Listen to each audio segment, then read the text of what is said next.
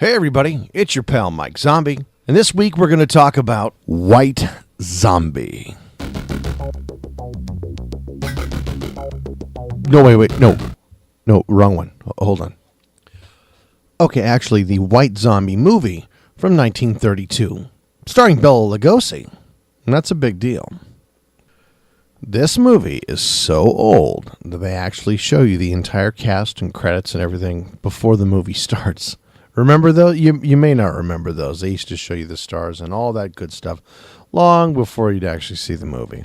It's one of those. This movie was actually made before my father was born, and he's already dead. This movie's been out for a long, long time.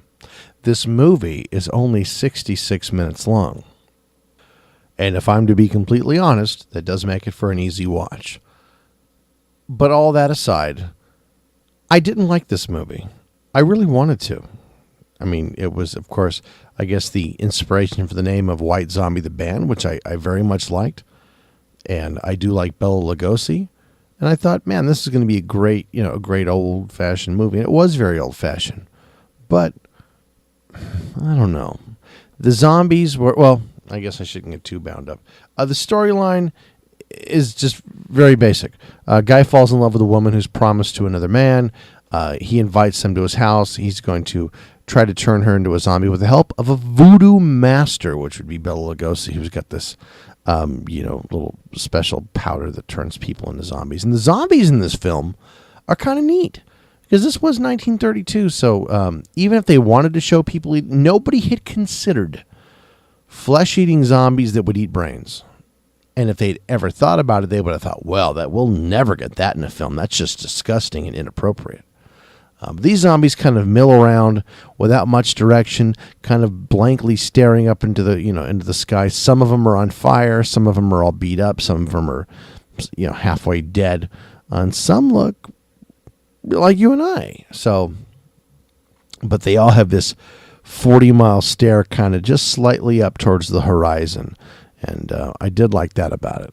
For 1932, they did a good job of making this film spooky. I can't imagine having seen this in the theater. I would have been freaked out. I mean, back in 32, are you kidding?